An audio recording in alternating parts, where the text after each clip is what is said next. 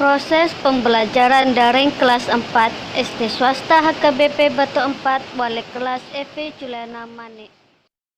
5, 4, 3, 2, 1, 0.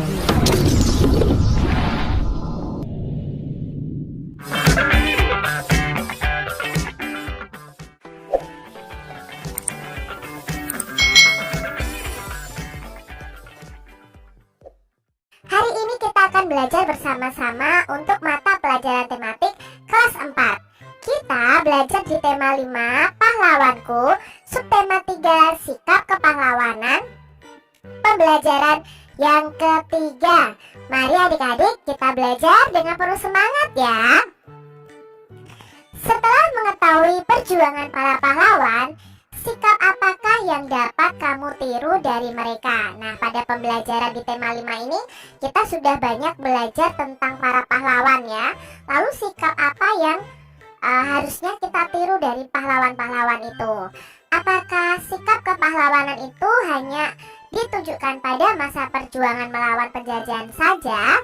Tentunya tidak ya adik-adik ya. Misalnya kalau pahlawan itu kan gagah berani ya, mereka pemberani, mereka cinta tanah air. Nah, itu tidak ditunjukkan pada masa perjuangan saja, kita bisa menunjukkannya saat ini juga bisa adik-adik.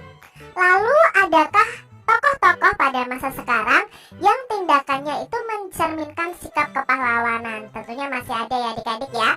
Mari kita cari tahu bersama-sama. Adik-adik sudah belajar tentang memar, luka, dan lepuh. Kamu juga sudah paham cara mengobati memar, luka, dan lepuh. Lah, mari kita ingat-ingat kembali cara mengobatinya adik-adik. Misalnya memar. Memar adalah cedera yang disebabkan oleh benturan atau pukulan pada kulit. Nah, ciri-ciri luka memar adalah sebagai berikut. Jaringan di bawah permukaan kulit rusak dan pembuluh darah kecilnya pecah sehingga darah dan cairan selulernya itu merembes ke jaringan sekitarnya. Memar ini menimbulkan daerah kebiru-biruan atau kehitaman pada kulit. Contohnya kalau kalian tidak sengaja kena meja misalnya, itu agak kebiru-biruan, itu yang namanya memar adik-adik. Bila terjadi pendarahan yang cukup, timbulnya pendarahan di daerah yang terbatas disebut dengan hematoma. Nyeri pada memar biasanya ringan sampai sedang dan pembengkakan yang menyertai sedang sampai berat. Kalau nyeri itu hanya memar ringan sampai sedang ya adik-adik. Tapi kalau terjadi pembengkakan itu ternyata memar yang sedang sampai berat. Nah, tahapan mengobati luka memar yaitu pertama, kompres bagian yang memar dengan menggunakan kain bersih yang dicelupkan dalam air dingin. Jika terjadi pendarahan, kompres yang bagian luka itu. Kompres dengan air hangat dulu selama 15-20 menit. Tujuannya supaya pembuluh darah melebar dan darah lancar sehingga proses penyembuhan lebih cepat. Setiap 3 jam sekali ulangi pengompresannya dengan menggunakan kain bersih yang dicelupkan ke air dingin dan air hangat secara bergantian. Itu cara mengobati memar. Sekarang kalau cedera luka. Nah, luka itu didefinisikan suatu ketidaksinambungan dari kulit dan jaringannya. Luka sendiri itu dapat dibagi menjadi dua, yaitu luka lecet dan luka lepuh. Nah, sekarang kita luka lecet. Nah, luka lecet itu disebut juga dengan abrasi, yaitu cedera goresan pada kulit. Cara mengatasinya, bersihkan bagian yang terluka dengan sabun antiseptik.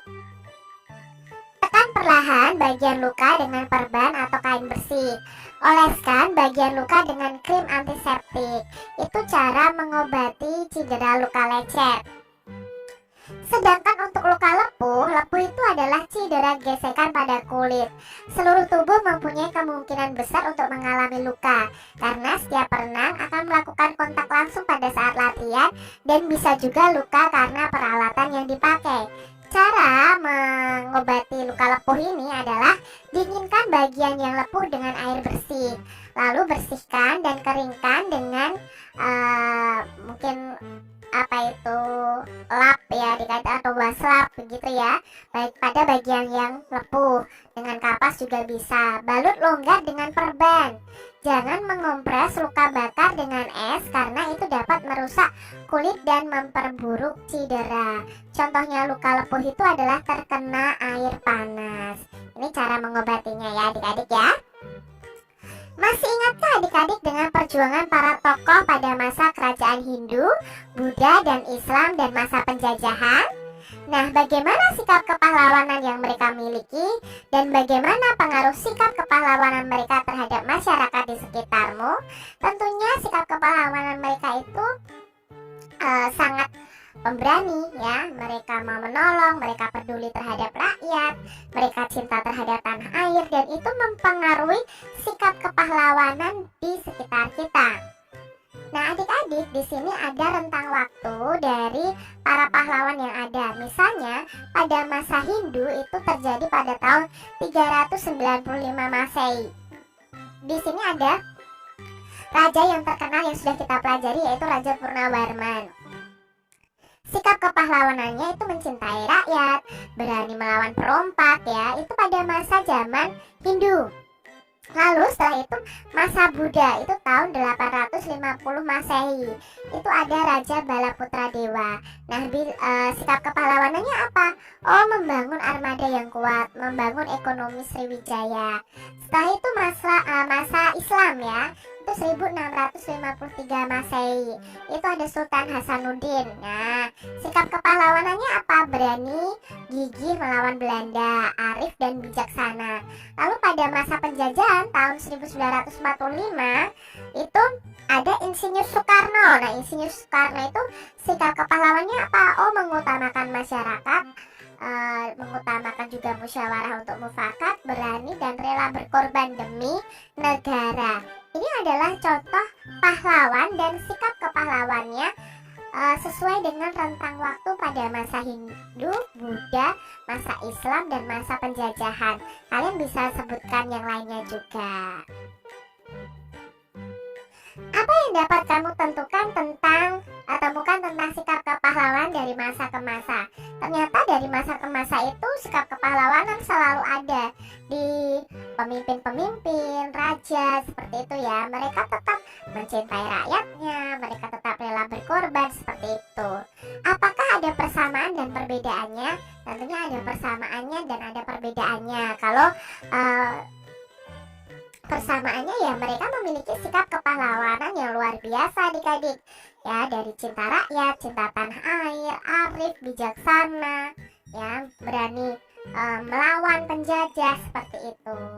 Lalu perbedaannya apa ya? Hanya perbedaan pada masanya. Ada masa kerajaan, ada masa pemerintahan. Insinyur Soekarno itu pada masa pemerintahan, sudah tidak kerajaan lagi. Nah, sikap kepahlawanan itu bisa kamu temukan di lingkunganmu. Kamu bisa belajar tentang sikap kepahlawanan dari kisah seorang penjaga pintu perlintasan kereta api. Nah, apa itu ya? Kok bisa mereka bersikap pahlawan? Yuk kita perhatikan di sini. Pahlawan tanpa tanda jasa. Gimin tinggal di desa Lemah Abang, Karawang. Pekerjaannya sangat mulia. Banyak orang yang telah ia selamatkan. Namun demikian, banyak orang yang tidak peduli terhadap pekerjaan yang ia lakukan. Tidak ada ucapan terima kasih yang diberikan kepadanya. Pendapatannya sangat kecil dan tentunya kurang untuk memenuhi kebutuhan keluarganya. Jam istirahatnya tidak menentu. Bahkan suatu saat ia tidak bisa menikmati makan siangnya karena tiba-tiba ada pekerjaan yang harus ia lakukan. Hari raya pun terkadang ia harus masuk bekerja. Namun Gimin tetap berusaha untuk bekerja sepenuh hati. Gimin sangat mencintai pekerjaannya. Ia sudah melakukan pekerjaannya hampir 30 tahun lamanya. Apa sebenarnya pekerjaan Gimin? Mengapa ia sangat senang dengan pekerjaannya? Nah, di sini Gimin adalah seorang penjaga pintu perlintasan kereta api. Ia sangat bangga loh dengan pekerjaan yang ia lakukan karena ia bisa menyelamatkan banyak orang, mulai dari pejalan kaki, pengguna sepeda motor, penumpang mobil atau pengguna kendaraan lainnya. Ya, itu diselamatkan oleh Jimin, si penjaga pintu perlintasan kereta api adik-adik. Panas terik atau guyuran air hujan tidak pernah ia pedulikan. Begitu juga dengan suara bising kendaraan. Ia tidak pernah terganggu dengan semua itu. Bahkan umpatan dari mereka yang marah karena Jimin menutup pintu rel pun ia abaikan. Di dalam pikirannya yang ada hanyalah usaha untuk menyelamatkan orang-orang. Nah adik-adik, menjadi penjaga pintu perlintasan kereta api yang bertanggung jawab adalah salah satu cerminan sikap kepahlawanan. Coba kalau tidak ada Jimin ini ya adik-adik ya, pasti bisa terjadi kecelakaan ya. Banyak orang yang nerobos rel kereta api. Nah kebetulan ada kereta api lewat, ya otomatis akan terjadi tabrakan. Nah ini dia itu sebenarnya menunjukkan sikap kepahlawanan dengan apa? Menjaga orang-orang yang melintasi jalan raya yang melalui rel kereta api itu untuk tetap selamat adik-adik. Sikap kepahlawanan pun dimiliki oleh mereka yang bekerja di kapal selam. Mereka menjaga perairan Indonesia tetap terjaga dari gangguan orang-orang yang tidak bertanggung jawab. Biasanya kapal selam itu menggunakan sebuah jendela yang membantunya melihat keadaan sekeliling. Jendela ini berfungsi seperti mata pengintip. Jendela pada kapal selam ini disebut dengan periskop. Nah, adik-adik di sini ada kapal selam ya. Nah, inilah yang disebut dengan periskop. Kapal selam itu kan berada di bawah perairan ya. Mereka menyelam di bawah perairan. Lalu untuk melihat keadaan di atas, mereka akan memakai periskop ini nih adik-adik. Ya. Jadi orangnya ada di dalam kapal, mereka bisa melihat ke permukaan perairan ya untuk melihat ke sekelilingnya. Nah, di sini adik-adik perhatikan nih. Nah, ini ya, ini kapal selamnya. Ini contoh periskopnya. Nah, ini contoh orang yang melihat keadaan sekitarnya dengan menggunakan periskop adik-adik. Ini periskopnya ya. Periskop bisa kita buat secara sederhana dengan menggunakan bahan-bahan yang ada. Nah, ini pada gambar yang ini ada dua orang anak yang membuat periskop sederhana. Nanti apa saja sih alat dan bahannya kita jelaskan ya. Kamu juga bisa berkreasi untuk menghias periskop yang kamu buat. Nah, untuk membuat periskop ini alat dan bahan yang diperlukan adalah kardus bekas adik-adik. Lalu ada dua cermin datar yang ukurannya sama, ada lem atau selotip, ada busur derajat, gunting, kertas biasa atau kertas koran atau kertas pembungkus kado untuk luarnya adik-adik. Lalu cara membuatnya bagaimana? Nah ini adalah kardus yang kita perlukan ya. Kita potong ukurannya seperti ini. Bentuklah kardus bekas ini menjadi sebuah balok dengan ukuran tinggi antara 30-50 cm, panjang dan lebar masing-masing ya. Di sini ada panjang dan lebarnya. Kalian bisa lihat ukurannya ada 6, 4, 6, 4, 2 cm.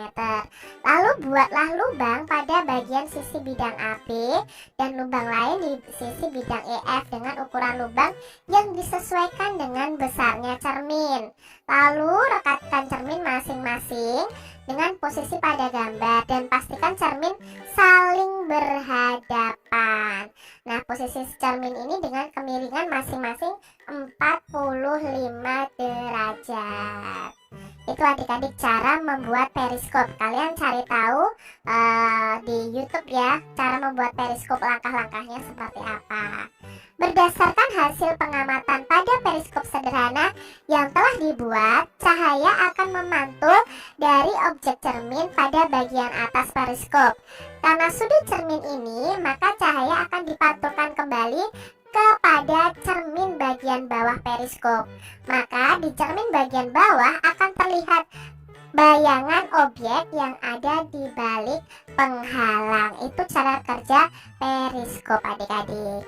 Demikian tadi adik-adik pembahasan kita di tema 5, subtema 3 pembelajaran yang ketiga.